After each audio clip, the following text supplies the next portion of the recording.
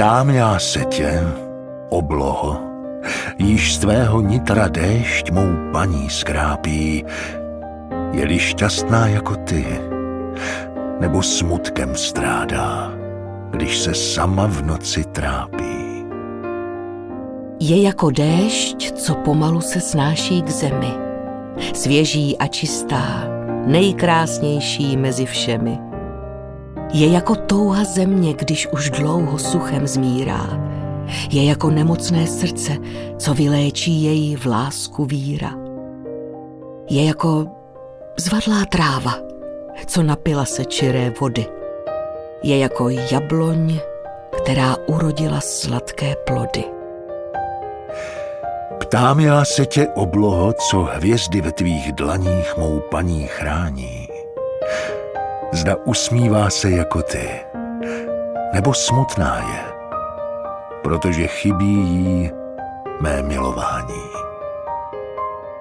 Je jako mé věrné hvězdy, co do temných koutů noci svítí. Tichá je, ale naplněná vášní, neboť tvou lásku v sobě cítí. Je jako horská cesta, která klikatí se po úbočích. Je jako světlo z duše, jež odráží se v jejich očích. Ptám já se tě, obloho, když ve tvých dálkách jsem svou paní ztratil.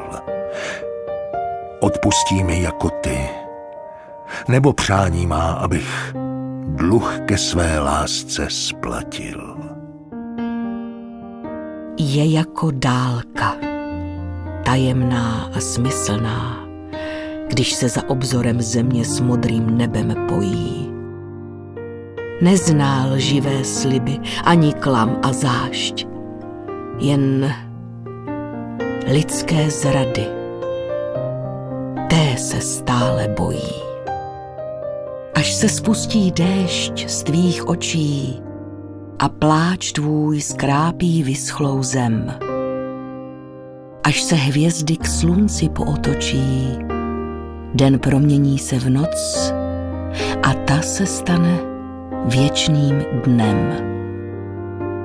Až se dálka ve tvých krocích ztratí a hledání bude jen pouhým přeludem, pak se z hlubin srdce k tobě zase živá láska vrátí, pak společný život stane se vaším osudem.